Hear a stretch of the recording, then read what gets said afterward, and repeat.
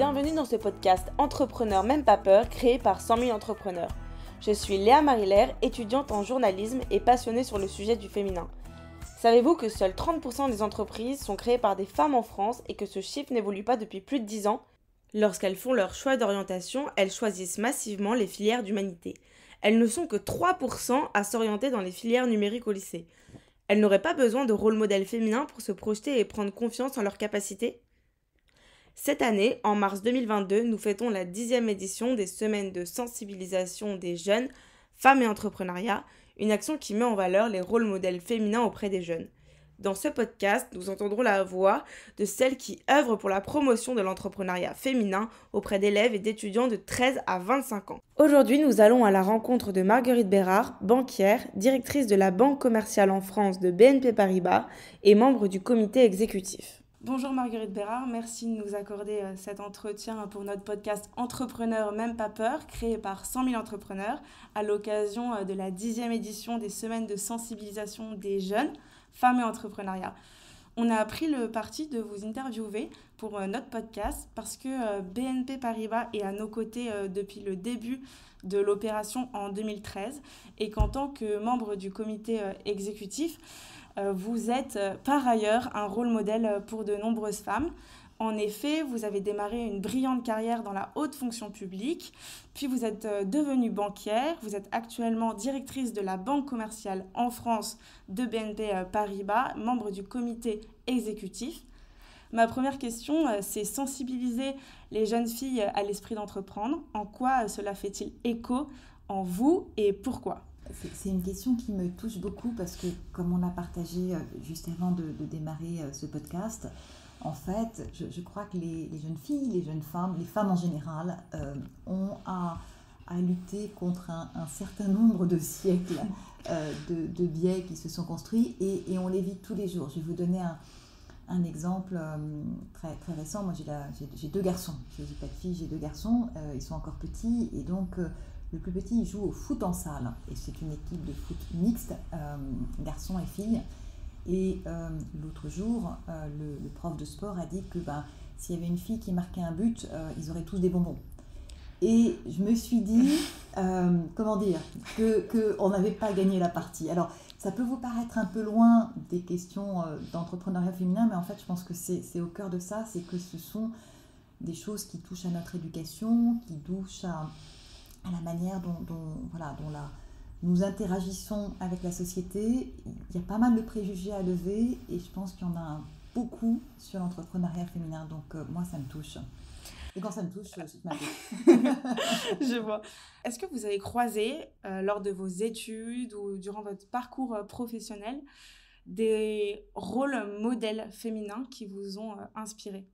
Alors, j'ai la chance de faire un métier bancaire qui me permet de croiser tous les jours des clients et des gens qui font des choses passionnantes. Et honnêtement, c'est un luxe insensé.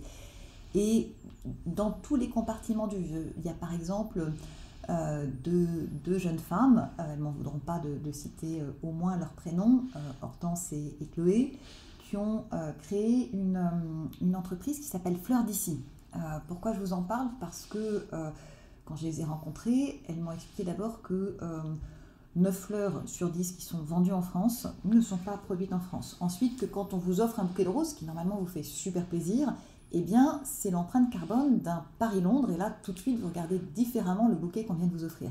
Et donc, elles, le business qu'elles ont, l'entreprise qu'elles ont créée toutes les deux, et ça marche vraiment bien, c'est une entreprise donc, qui est dans ce qu'on appelle aussi l'entrepreneuriat à impact, qui vise non pas à culpabiliser le consommateur, le client en disant tu n'achètes que le bouquet, mais d'acheter des fleurs qui sont produites localement, des fleurs qui sont de saison, des fleurs qui sont coupées de la veille avec des bouquets qui sont faits en local, etc. Et elles ont créé une magnifique plateforme. Enfin, voilà. Et je vous dis ça parce que des exemples d'entreprises créées par des femmes, qui grandissent avec des femmes, qui parfois reprennent aussi une entreprise familiale. Enfin, il y a plein de modèles possibles, mais mon métier, et c'est une des plus grandes chances que j'ai, c'est de pouvoir les croiser, les accompagner, les encourager. Donc c'est ce genre de profil qui vous anime et qui vous Ah oui, inspire. c'est ce qui fait que j'aime bien me lever le matin. Il n'y a pas que des femmes qui le font, mais c'est un petit supplément d'âme quand je vois ces histoires-là. D'accord. Marguerite Bérard, BNP Paribas est partenaire de cette opération depuis l'origine. Comprenez-vous cet intérêt pour un groupe d'une telle envergure? Oui, parce que l'intérêt, il est double. D'abord, je pense que modestement, nous faisons œuvre utile. Mais en plus, il faut que je vous dise, depuis qu'on est partenaire, on a un petit millier de collaborateurs qui ont participé en témoignant auprès de quelques 30 000 jeunes. Et en fait, moi, ce qui me marque, c'est que ces collaborateurs qui apportent leur témoignage, ça leur donne une énergie folle, parce que ça les sort aussi de leur métier au quotidien. Et donc, quand on leur demande, vous avez témoigné, est-ce que vous êtes prêt à témoigner à nouveau? Il y en a 95% qui disent, mais oui, et surtout, qui en entraînent d'autres. Donc, je dis ça parce que je crois qu'on fait œuvre utile en portant ces sujets de l'entrepreneuriat en général et de l'entrepreneuriat féminin en particulier, mais qu'en plus, nous, ça nous fait beaucoup de bien. Donc, je ne sais pas qui apporte le plus à l'autre dans ce partenariat, mais je peux vous dire que c'est quelque chose auquel on est très attaché. Pouvez-vous nous expliquer ce que met en place concrètement BNP Paribas pour promouvoir l'entrepreneuriat féminin? Vous me donnez combien de temps? Non, parce que là, je vais être trop longue. Non.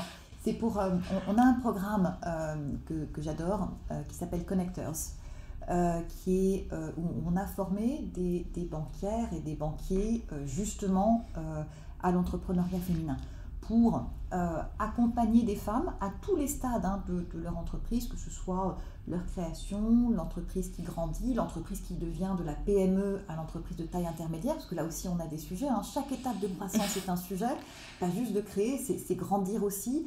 Et avec ce programme Connectors, on fait plusieurs choses. D'abord, on crée des réseaux, on met en relation, on travaille aussi avec d'ailleurs beaucoup d'associations, de partenaires. Je crois que vous avez interviewé Marie-Éloi, oui. qui est formidable. Et donc Marie-Éloi, elle avait créé Femmes de Bretagne, voilà, il y a Bouge ta boîte, il y a plein de choses. Donc on a tous ces réseaux de femmes qui accompagnent cette initiative. On apprend, ou en tout cas on partage ensemble comment on pitch, y compris un banquier. Comment est-ce qu'on va se vendre à un banquier? Voilà, les bonnes recettes. Comment est-ce qu'on construit un plan d'affaires? Comment est-ce qu'on trouve les bons partenaires pour son entreprise? Comment est-ce qu'on trouve du soutien? C'est tout ça qu'on partage et on a la chance d'avoir des banquiers, des banquières référentes, plus de 200, je disais, qui sont partout en France. Donc c'est pas un sujet de parisien, de ville, c'est sur tout le territoire parce qu'on veut aller chercher les idées partout. C'est un exemple, mais je pourrais continuer. Mais après, vous allez me dire que je suis trop longue. Il n'y a pas de souci. Est-ce que personnellement, vous vous imaginez créer une entreprise un jour? Et si oui, dans quel domaine? Je sais pas de quoi demain est fait, mais non, là, vous n'aurez pas de scoop. En revanche, ce que je vous le disais un peu plus tôt, j'ai la chance peut-être un peu par procuration, grâce à mon métier, de vivre presque tous les jours des aventures d'entrepreneurs. Et finalement, rien que ça me nourrit beaucoup parce que tous les jours, voilà, je rencontre des entreprises dans leurs bons moments, dans leurs moins bons, parce qu'il y a des périodes qui sont difficiles. Je me souviens, pendant la crise sanitaire et encore maintenant, on a des entreprises enfin, des chefs d'entreprise qui ont eu peur, enfin, pas peur pour eux, mais pour leur boîte, pour leurs collaborateurs qui ne savaient pas. Donc il y a des bons moments, il y a des moins bons. Et moi, ce que j'aime, c'est de vivre ces 1000 vies à leur côté. Voilà. Puis après, moi, on verra.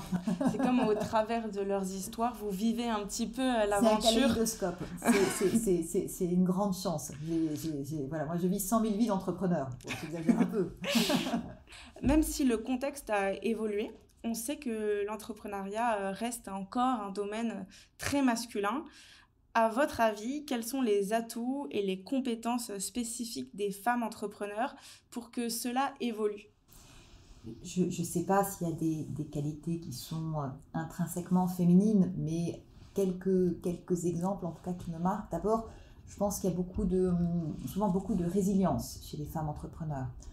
Il y a souvent aussi beaucoup d'empathie et d'écoute. Ça, c'est quelque chose qu'on leur reconnaît volontiers, même si, encore une fois, il ne faut pas généraliser et nous-mêmes sombrer dans la caricature.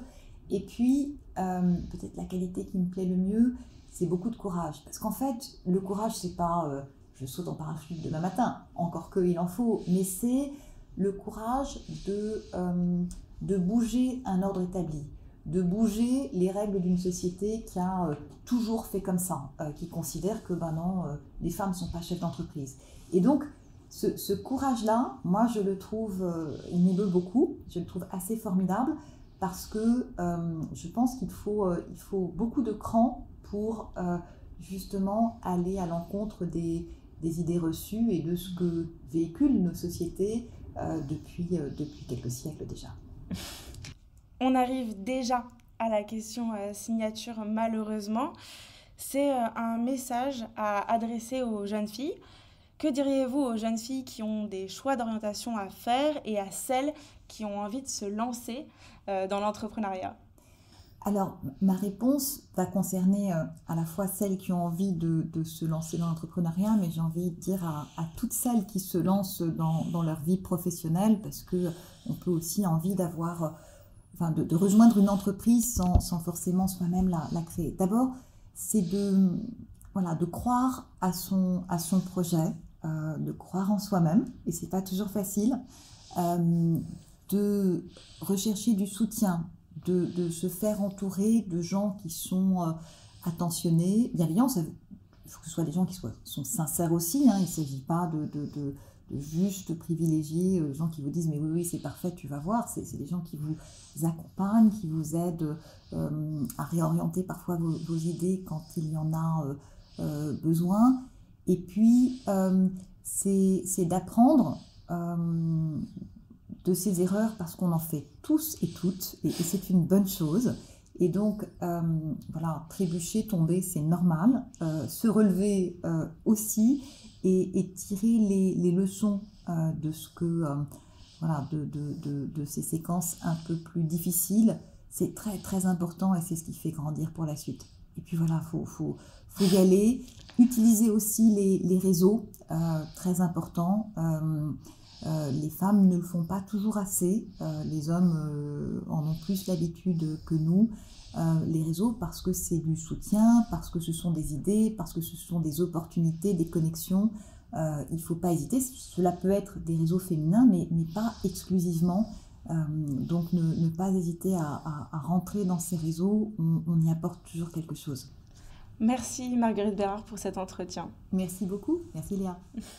Dans le prochain épisode, nous irons à la rencontre d'Alexandra Audibert, professeure travaillant aux côtés de 100 000 entrepreneurs depuis de nombreuses années et engagée dans la réussite professionnelle et personnelle de ses élèves. Ce podcast est réalisé par Léa Marilère, montage de Jean-Thierry Caressa et musique originale de Samuel Lombroso.